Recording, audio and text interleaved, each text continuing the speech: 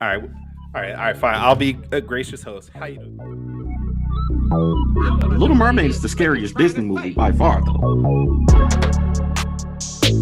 Why the hell is Ace Blade in your Kickstarter? Some comics. I'm getting controversial today. We're gonna get controversial today with. My proudest moment is this interview and being able to talk to you two.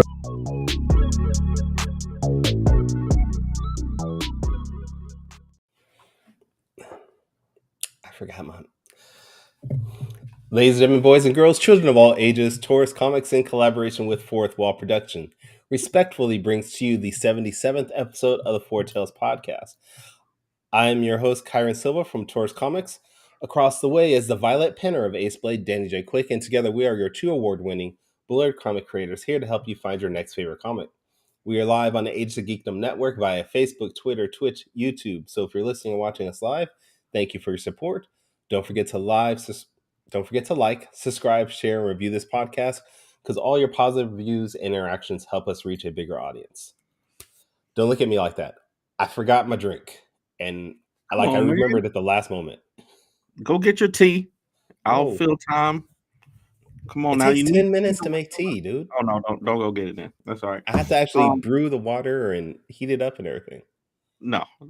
Just put it in the microwave. Howdy, folks. How are you? Okay. Well, no, don't do that. What do you mean put it in a microwave? What does that even mean? Put the tea bag in a cup with the water. Put it in a microwave. A minute and a half. You're actually boiling water on the stove. No, yes, and let it steep for like 5 to 10 minutes, depending on how strong you want it. Dunk it a little bit to agitate it. Yeah, what kind of man? I don't have time to. That's the life of luxury. That's the life of a 1%er. It is. What you're talking about right now. That's stuff that I don't have. Maybe in 10 years, once Ace Blade takes off. An Ace Blade movie is somewhere out there. Yeah, that's what once we get to that point, I can brew my own tea. I don't have time for that right now. Your butler doesn't make your tea for you? No, I don't have an Alfred Pennyworth around here. So, but it must be nice. It is nice. Alfred, make me my tea. I love it. How you been doing, brother? I'm all right, man. I've been all right. How about you? Man, I'm good, man. I took I don't know if you could tell, but I took a little kind of a break from social media over the last week after the Kickstarter. Thank anybody in the audience. Thank you for your support with the Kickstarter. We got over $10,000 on the Battle of the Black Rose and Harlem's Renaissance.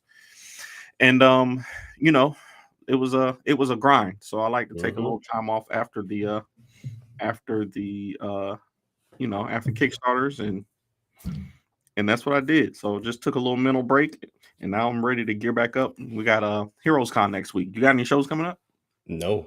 I am flush with commissions right now, inking work, and actually I'm doing a pinup for a guy right now. So I have no time to go to any events, but I'm gonna try to get to some. You guys are inspiring me to get out there more and showcase my work more.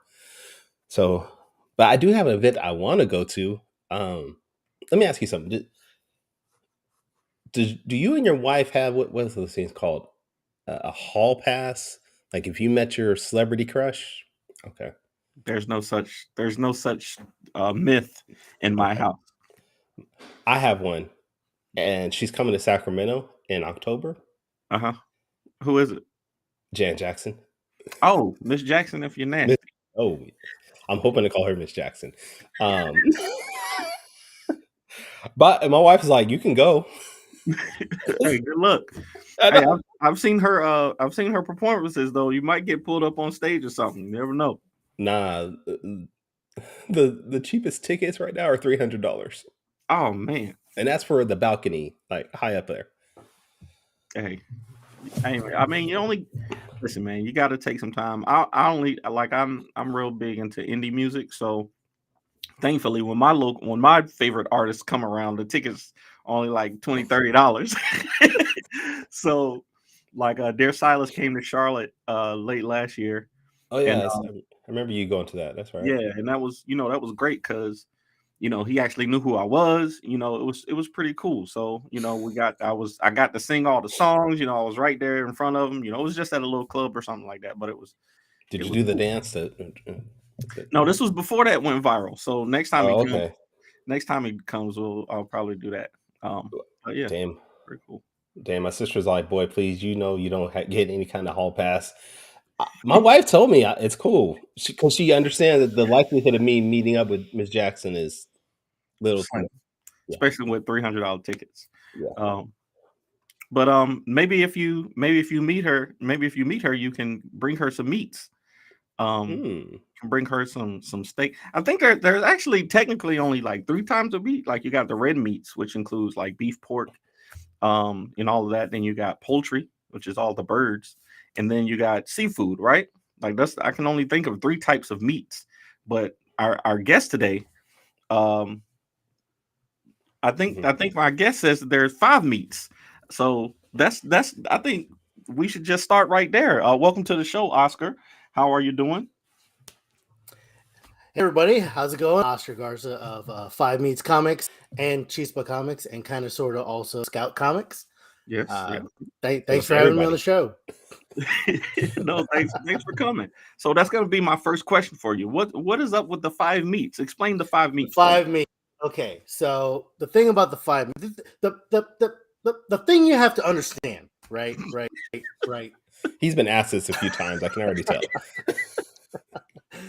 No, the 5 meats came from way back in the day in the 1900s when I was in high school.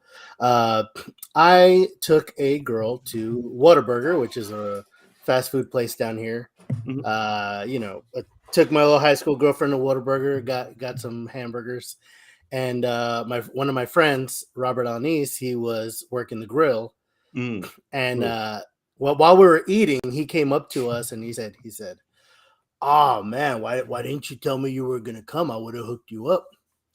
And I was like, "What do you mean?" And he said, "You see that guy over there in the corner?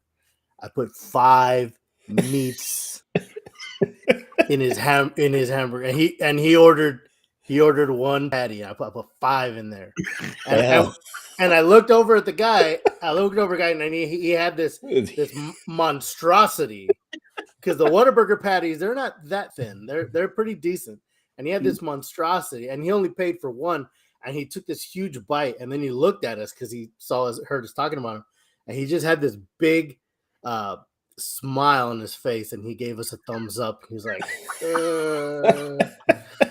and he looked so happy, and I said, "You know what? I would like to do something someday that makes people happy as much as a 5 meat Whataburger that you only paid for a Whataburger Junior. Whataburger Junior is like $3.50. A 5 meat Whataburger, that would probably be like $20, minimum, So, and I relayed this story to my other buddies, and at the time there was 7 of us that really hung around a lot. It was mostly 5, but it would come up to 7, and we use that as there's the bread on the top and the bottom, and those 2 kids were white, so it was like the white breads. And so we were so in high school we called ourselves the 5 Meats. Oh wow! Okay, and we ended up. Phil knows what's up. Phil says Whataburger's so good. And Phil, is Whataburger better than In-N-Out though? Oh, Phil's gotta say yes. Okay, you gotta say yes, because we might have to kick Phil off if Whataburger is better. I've never had Whataburger or In-N-Out, so I would not know. In-N-Out finally came to Texas about 5 years ago, and in my opinion, it's not Whataburger. So anyways, like, we kept going on, we called ourselves the 5 Meats and whatever, and mostly it was me and that's good. And me and my writing partner, Rolando Esquivel, we were, he's my best friend in the world, and we just ended up just continuing that name. And when it came time to come up with a name for our comic book label, everybody has to have a thing in the corner, right? Yeah. We came up with like 100 different names, Mm. and nothing sounded or felt better to us than Five Meat Comics. Five Meats So make you feel Five good. Meats. Mm-hmm. Don't ever say that again, Danny, please. That's a good slogan. Five Meats make you feel good. That's a good slogan. No, I love that story, man. That's great, and it's a good inspiration and aspiration, to want to make somebody feel as good as, you saw that young man with 5 meats in his mouth, and and he felt great.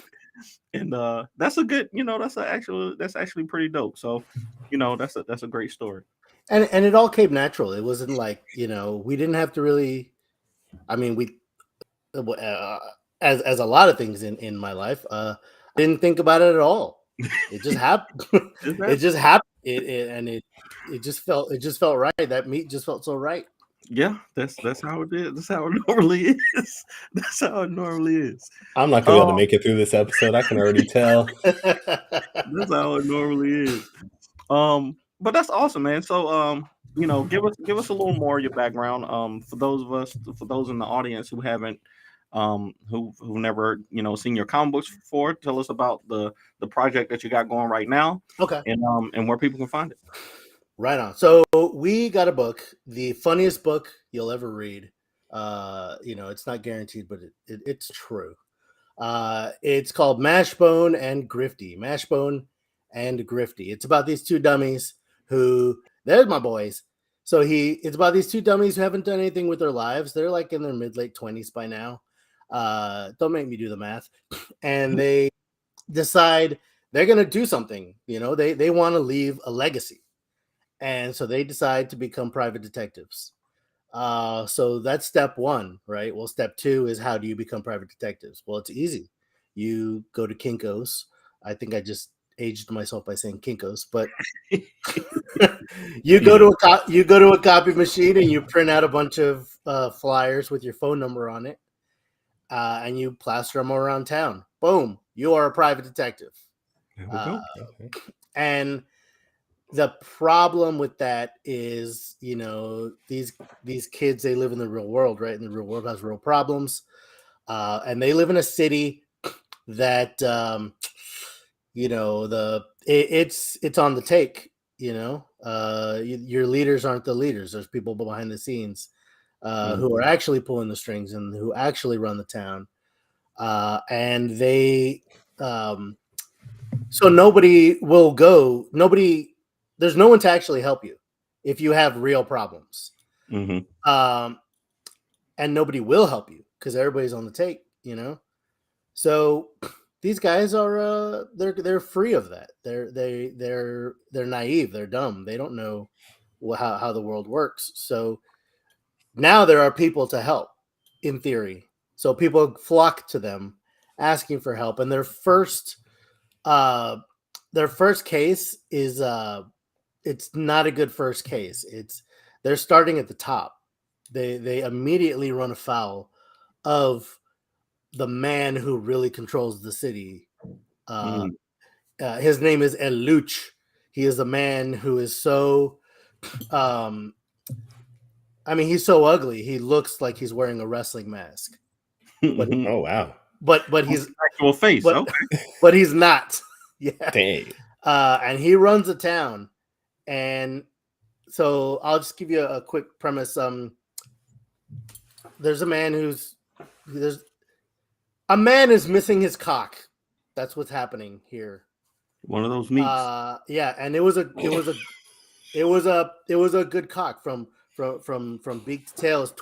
Beak to tail is 24 inches, full of muscle, veiny, full of razor sharp beak and claws. I don't know. I don't know what y'all are thinking, but I'm talking about a gamecock, a fighting rooster, of course. Yeah, Absolutely. It's Saturday morning. I'm not gonna. Come on. I was thinking of a 24-inch penis. I don't know. Oh, come on. We're too close to Sunday. How would you even get that? It's not Sunday yet. I don't know where I legitimately do not know why you would think that. No idea. It escapes me. So Yeah. the problem is this is the plot. So everybody needs to go out and get this book. This man is missing his cock because he was the man in charge of raising fighting cocks for El Luch's underground cockfight club. So while he was doing that, he raised his own little cock, devoid of the fighting ones, and he raised him to be this nice, big, juicy cock that he just loves, and he's keeping him out of the fighting game. Problem is, one day, Luch saw him and he was like, "Get a load of that big old cock. I want that cock. I need that. I need that." And Felipe, that's the name of the poor man who needs help. He said, you can have any cock except this one. This one's just for me. My cock, yes. I need. And so he said, they as it says in the book, they came for him in the night, and they took him, and there's nobody to help. There's no one to help in the night. Yeah, and because this is the top of the food chain. This is like the king. He's the kingpin, basically. Like, who do you ask for help? And so he asked these two little guys, Mashbone and Grifty, to help. They have to they have to find the location of the secret underground cockfight club, and they have to retrieve Mango, which is his name, the poor little cock. And and it's tricky because it takes a lot of courage for Felipe, because he's been like, he's not a bad guy, but to make money he does bad stuff. Sounds like Wreck-It Ralph. Yeah, exactly. This comic book is just like Wreck-It Ralph. Exactly like Wreck-It Ralph. If you like Wreck-It Ralph, this book it's the second coming of Wreck-It Ralph. I'm telling you, if that's what you like. And so they have 2 days, locate the secret underground fight club and retrieve Mango. How they're gonna do it, who knows? I hope you guys get the book and find out. It's bonkers. The book drops this coming Wednesday if you're watching this live, the 14th. Although there is a chance that it might come out the 21st, just because Scout. I know this is just me personally. I noticed all the Scout stuff this month has been coming out a week late, and you might as well be trying to talk to the president of the United States. If you'll probably find him better than Scout returning email. I'm not trying to be rude. It's just a fact of life. They're hard to get a hold of. So I hear they're busy people. I do hear that they are busy people. That's a very diplomatic way to say it. They're busy people. So plotting to take over the world, it takes a lot of time and effort. Yeah. So if it don't come out this week, it'll come out next week. But you can pre-order it. I don't know if you can actually pre-order it yet because it's too soon, or it's already coming out. But it's on Preview's website right now to order. So oh, good, yeah. Then do it. And they still show the 14th as it's coming into stores. So we're gonna keep our fingers crossed that it stays that day. Absolutely, yeah. I mean, I'm a pretty big fan of By the Horns, their other book, and that one came out this month, a week late. But anyways, you can also go to. It's not on there yet, but once the book is out, you can go to scout.com and make them put it in an envelope and send it to you personally, which is pretty rad. Awesome. I love it. So I just got one question then. Why is there no cock on the cover? Why is the well, the cock's a pretty big part of this story. There is a cock on the variant cover that you will be able to get from Scout. Okay. Oh. And I'll tell you right now, it is unfortunately I'm on don't tell my boss, but I'm on my work computer today, so I can't grab my stuff. But I have a variant cover, which is a parody of Spider-Man's first appearance. Okay. And there's a big old cock on. Oh, it's not. It's kind of big, but yeah, there's a cock on that cover. Awesome. I love it. This So I is all see. very Cockney. I'm just saying. So I see. Your name is on the cover of this book. But I thought you're the writer, right? Not the artist. No, I'm the artist and co-writer. Okay. Yeah. Okay. So and because they I got came a up lot listed as the artist on the on previews there. Yeah, Scout screwed that up. Okay. All right. Again, not trying to cause controversy, but that's just a fact. We're not in charge of that. We love you, Scout. We love you. Scout is part we of understand. that. They're getting it together. They're still getting it together. Yeah, nobody's nobody's perfect, right? You know? Nobody's perfect. Danny is. Danny says he's perfect all the time. No, So not even close. Well, besides Not Danny, even close. besides Not Danny, even close. nobody's perfect. I know Scout's not. No, but that's awesome, man. So you did the cover and interiors for the whole book? Yes, yeah. Okay. I'm the one man shop other than writing. As far as the production of the book, I draw it, I ink it, I color it, I letter it. Okay. So I like to say that our book is very punk rock, because it's gnarly, it's messy, but it's gonna make you feel good, you know. If we get a review and they're gonna be like, oh, the lettering and all that, you know, I get it. It was me. It's all good. You know, it was me. You know, doing that in addition to everything else. You know, besides the some of the writing, and the argument is always, well, man, just pay somebody to do it, right? You know, that is the right answer, of course. But if you can't, don't let that stop you. This book is the epitome of not letting that stop you. I got I'm a single dad of 4 kids. It's rough. And this book still exists. And if it did, and if I had to do unfortunately, it's the only way that it would exist, because the answer to everything is money, and I don't got it. So yeah. No, Danny says all the time that he's making his books as a legacy for his children. So I'm assuming this is sort of the same thing for you in a way. They're not allowed to read it yet, but yes. How old are your kids? Oh my goodness. I have so many, so let me make sure I get Don't it put right. him on the spot and he's going to forget, and now he's going to feel bad. I forget every time. I won't feel bad. 6, 7, 9, and 9. Yeah. Okay. Okay. So I have 4 children. Twins, nice. I have 4 children also. Our 17-year-old just went on her first date last night. So I'm the overprotective dad. We were in the theater. We weren't seeing the same movie as them, but were you cockeyed watching them? We definitely snuck into the bottom of their movie at the end. They went to see Spider-Verse. We went to see Transformers. But he seems to be a pretty good kid. I actually drove him home. Got to talk to him for a little bit. So I'm not prepared for this part of my life. Or my daughters. I have my 2 oldest are girls. So they got boys interested in them and stuff. And I'm just trying to be dad, and not be overbearing and overprotective, but at the same time make sure to keep them safe. So I feel you with the children. I mean, I've been a dad for about 9 years ish, and like there's no you're never prepared for anything. I mean, that's just how it is. All you gotta do is roll with the punches and not just keep them alive, basically. Yeah, just keep them alive until they decide to do it on their own. Until they figure it out. That's a bare minimum, That's bare minimum. That's bare minimum. But if you can do that, you've accomplished something, bro. Yeah. But that's awesome, man. So like I said, I didn't know that you were the artist also until just now. So that's awesome.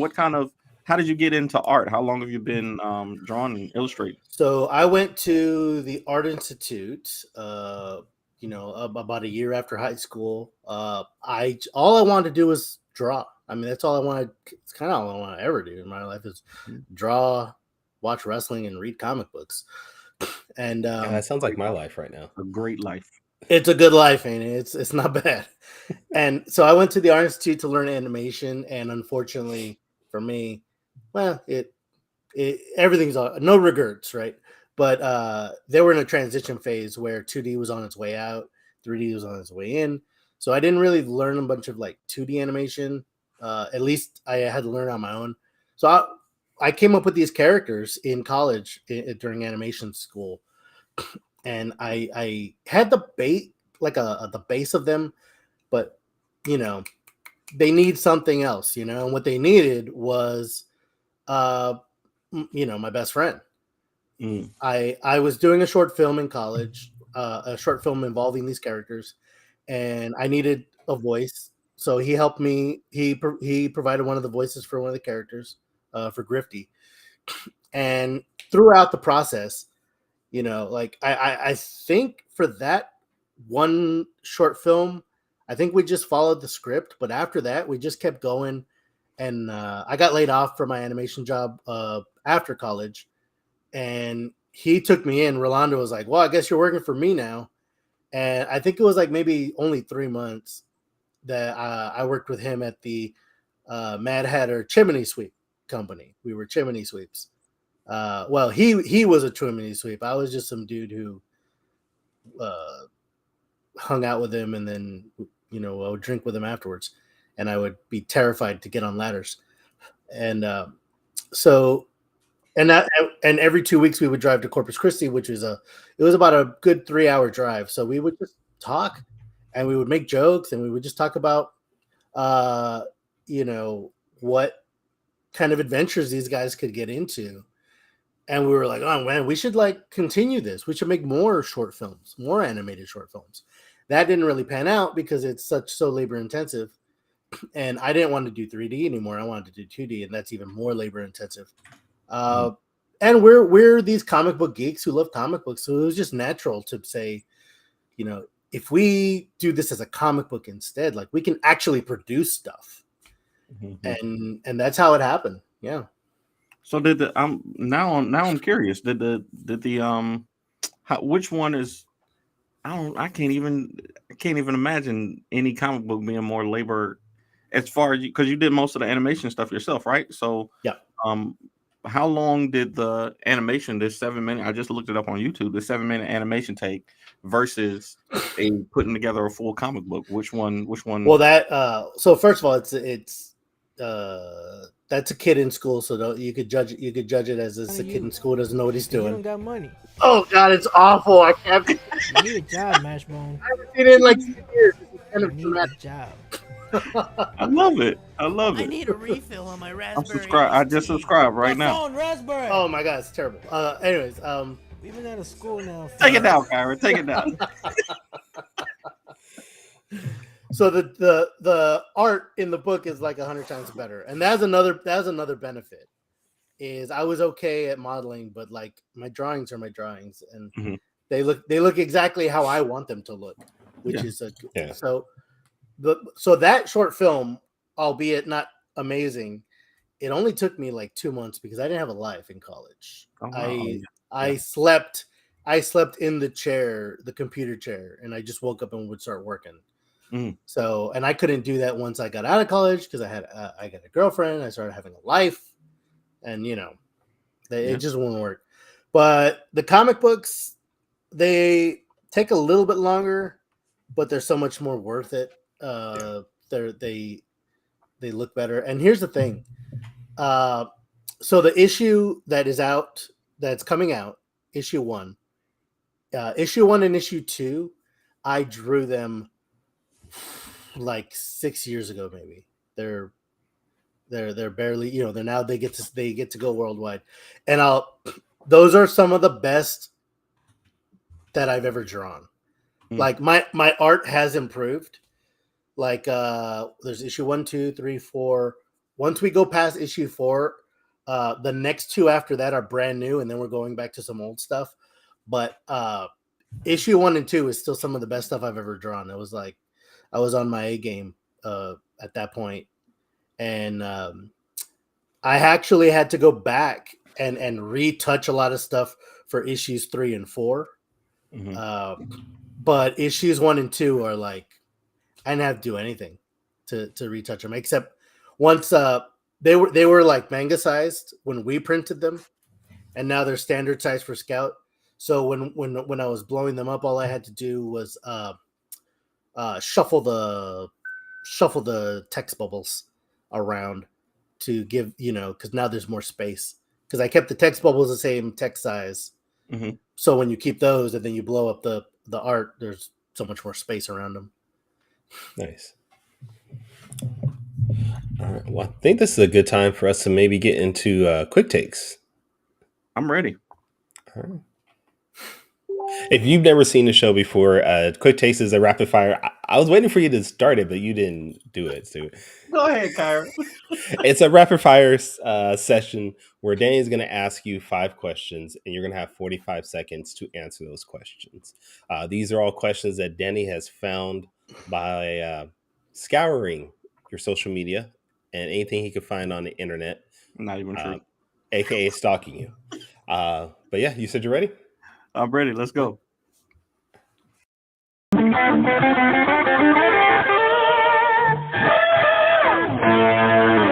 takes. The one bad thing about quick takes is that I usually don't know the people as well. When I'm asking them, like now that I've heard your story, I would ask you different questions, but Too late now. It's too late now. We're getting into it. No. Quick take. So you got 45 seconds to answer these 5 questions each. And we're going to start with this first one. So, tell me which one you prefer between Marvel and DC comics and why. Marvel. The characters, those are the characters I grew up on. They're the characters that had just the characters feel more grounded, the DC characters are like they're so godlike, their powers are out of control, they're nuts. The cartoons were amazing. I love the cartoons for DC were so much better when I was a kid, which was the 90s. But the comics themselves, I prefer Marvel. I kind of always prefer Marvel. I just wish that Marvel went to the same printer as DC, because the Marvel comics kind of suck and they get all smudgy in your fingers. And DC has great printed books. All facts. I agree with literally everything that you just said. Literally. Okay. All right. Question number 2, and this is one that we ask a lot of our indie creators, people who created their own comics. So, which one is better? I'll ask it like this: which one is better in your opinion? If somebody were to cosplay your characters, or if somebody were to draw fan art of your characters? Okay. What would be better? I would like them both. For example, I paid somebody, so it wasn't fan art, to do a variant cover for SDCC last year. Jay Gonzo, he's amazing. Check him out. And that was the first time anybody else had ever drawn Mashbone Grifty, and it looked amazing. But I would say cosplay, because I would love to see. I cosplay as Grifty every day because I just draw what I wear. But if I were to see somebody at a con dressed as Mashbone, I think it would be the coolest freaking thing in the world. I would take 1,000,000 pictures. I'd give you a crazy big hug. It would be the best thing in the world. And I would probably die the next day because it'd be the coolest thing I'd ever seen. Just heart fills up with excitement and adoration and explodes, and you die a happy man. Yeah. Okay. All right. So and you're this question number 3. You are in a great position to answer this. Which one is more important to comic books? Is it the art or the story, and why? Okay. Well, they both have, honestly, it's the art. It's the art. But I will say, art, people will stick around for good art and, do $1 million Indiegogos because of it. And even though the writing's garbage. But if you have good art, you have to have 2, right? To be truly great, you have to have both. And I do feel that Mashbone Grifty has both. I think the art, toot, I think it's really good. And the writing, toot, I think it's the funniest thing you'll ever read. There's jokes. You're going to laugh your ass off. So art, but writing's good too. But story, yeah. Ryan's a close but- second. Art, but Close story. second. Yeah. I'm not allowed to say anything anymore. No, go ahead. You can say. You can go ahead. You said it right. Close second. Close second. There we go. All right. So question number 4. And I, like you just said, you were at SDCC last year, was it? Yeah, our booth was right next to Marvel. It was intimidating. Oh, nice. Scout was like right here, and then there was a football field, which was Marvel's booth. I heard about that, and I heard that security was moving all of your guys' fans over to Marvel because they were like, "You're not there for Scout, right here for Marvel," and they were just moving everybody to Marvel's side. They were shady, man. They were That's terrible. I demand a recount. That's hilarious. But okay, so but in my experience, I've gotten better engagement at smaller shows. So my question to you is, which one do you prefer, big cons or small shows? For the business of smaller. No matter what, I prefer smaller shows. It's more intimate. You can actually talk to people. The smaller shows is where we always make the most money. Back when we were printing these ourselves, we would go to cons, and we went to like one huge con, and we sold like 10 books. But like, there's a place in Austin, Texas every year. It's called Mex American. It's the best at all. We make tons of money, and people care. People want to see it. Hashtag representation matters. People are like, where's all the Mexicans in books? Right here, Chispa Comics. And people people want it. They're desperate. And if it's good, they'll buy more. Absolutely. All right, and this is off topic, but I just saw that they are doing a movie about the guy who invented the hot Cheetos. Or the hot Cheetos? Yeah, it's out on Disney Plus. Oh, is it? It's out now. Yeah. Yeah, somebody just sent me a trailer, and I didn't know that was a Hispanic man who made the hot Cheetos, and like, it's one of the best snacks for the past however many years now. And in the trailer, he was saying that he's saying the same thing. If you show our people that there's something that you made for them, and they'll come and support it, and they'll buy it. And that's absolutely true. Yeah, I agree. I mean, like real quick, like Black Panther really showed the power of representation, Yeah.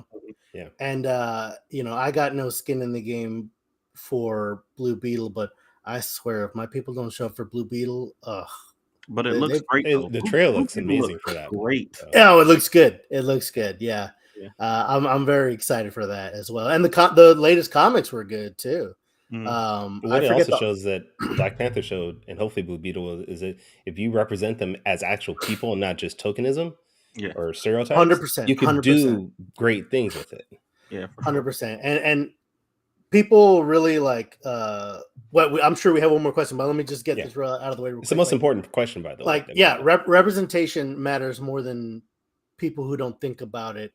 It matters more than they think.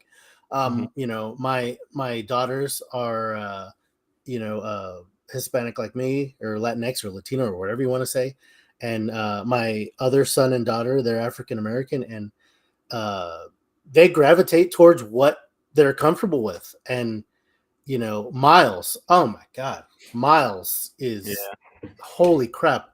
My daughter loved Peter Parker, and my son was like, Spider-Man, he's kind of cool. When Miles showed up, he literally said, he looks like me. I love it. And like the tears, it was real. And I am fighting. He wants to see Wakanda Forever so bad, but I'm just like, I'm waiting because he's so small. He doesn't go to the internet. He doesn't know. He doesn't know that died. Yeah. Oh. Right. So I'm waiting. It's gonna be a rough watch because I mean that stuff happens in the first 2 minutes of the movie. So it's not gonna be fun. But he desperately wants to watch it. But the continuing story of that movie is important as well, not just for him, but also for my daughter as well. Yeah, absolutely. That was great. Okay, so question number 5, And this is the most important question you're going to answer this entire week. Okay. So I do another show called Top 5 Live where we, every week we do a top 5 list of, any random thing. And on this show, I like to get our guests to do a top 5 list off the top of their heads. And this week, I want you to tell me from 5 to 1, 1 being the best, what are the top 5 meats? Okay, got it. For 1 being the best, right? 1 being the best. Yeah. Okay, so 5 bologna. Put that in fried so the bubble comes out. Yeah. That's good. 4 rotisserie chicken. You go to the grocery store, you get it for $10. It's super good. Number 3, potted meat. I will not explain why. I refuse. That's high for potted. Okay.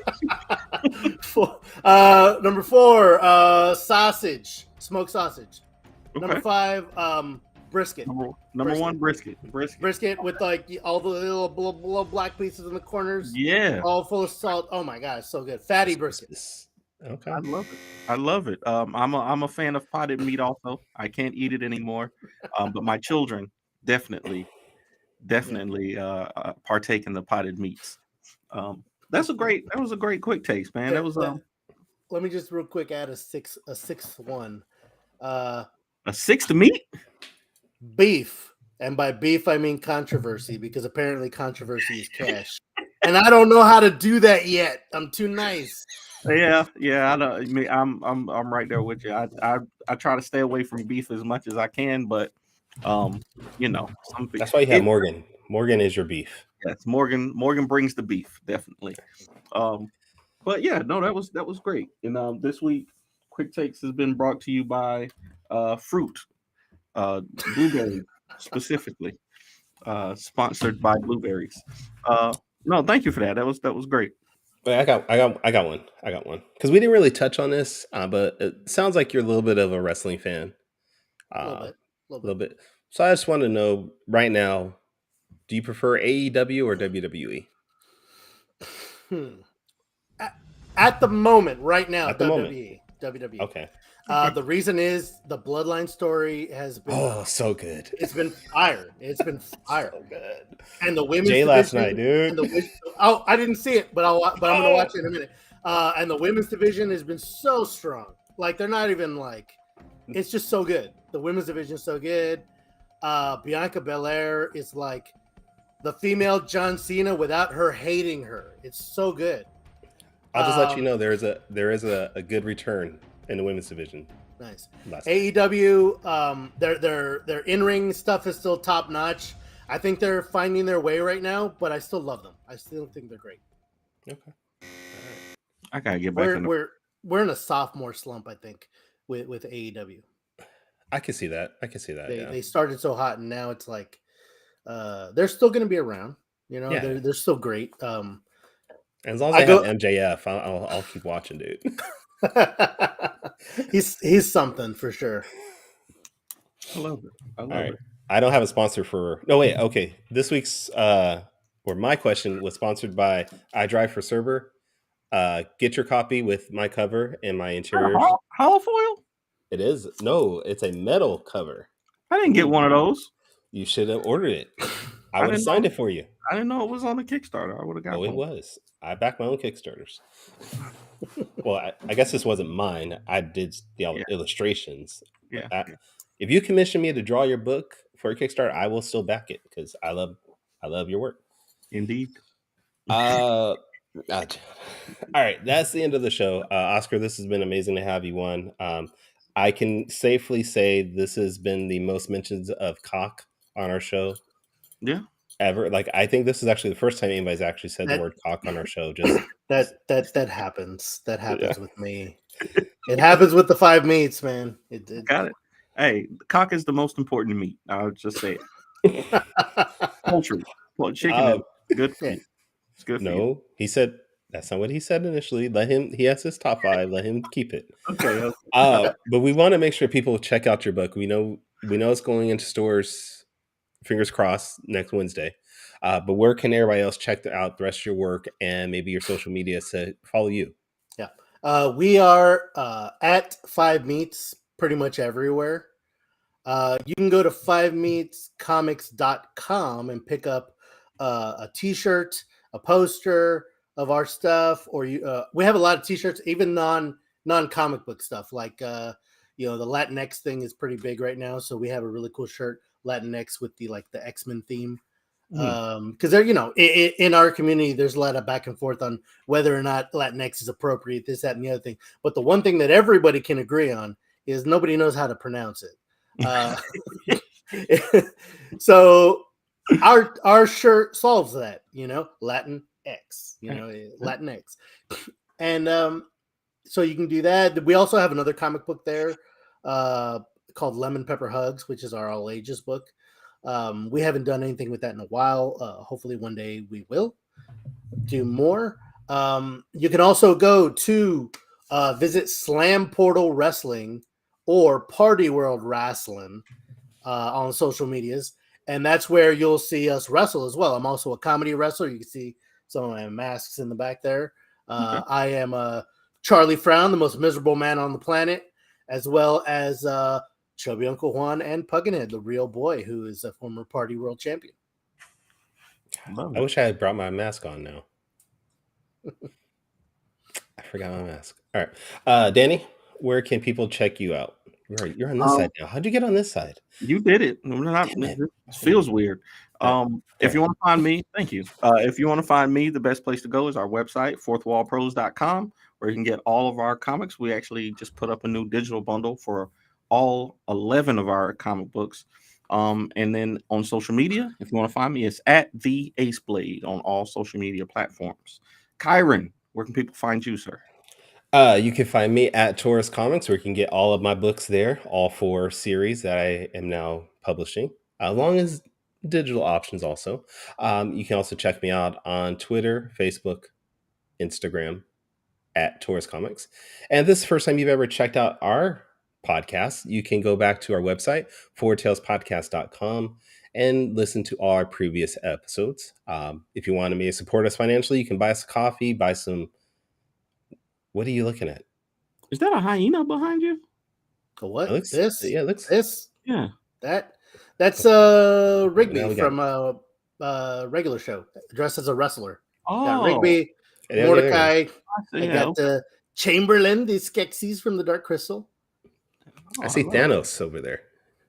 Oh, that right there? The poster? That poster you can get on 5meetscomics.com. It's a Lucha Libre themed Infinity War poster. And I also see the Ninja Turtles van right next to it. Oh yeah, those are old school. Those are from my childhood. Yeah. Are those the milestone compendiums back there? Okay. Yes, they are. We're trying to end the show. Don't extend it. All right. Yes. The milestone compendiums. We don't need to advertise them, but you should buy them. They're freaking great.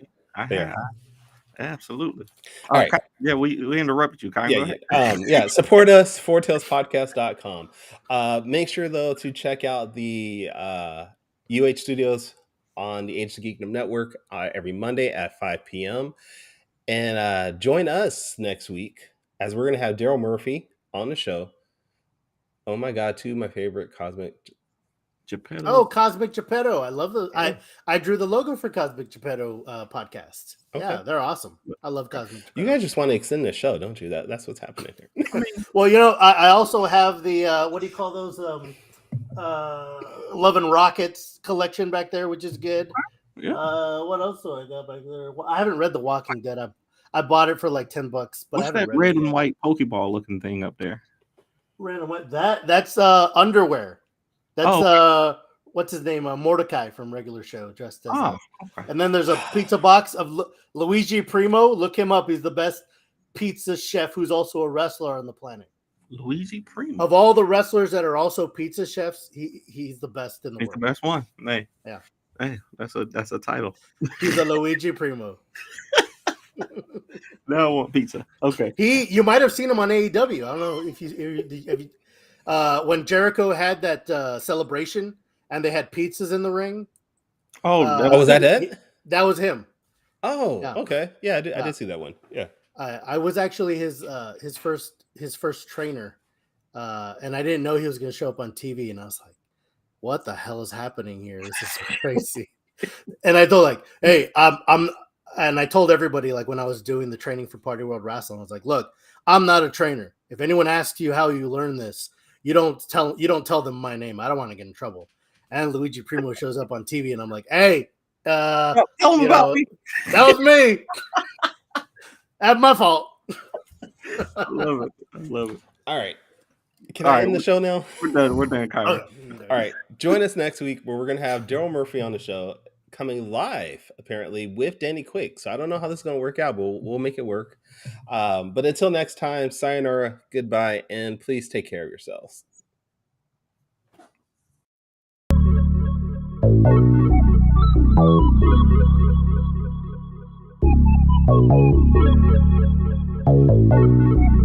I want to know what it is Quick is trying to say.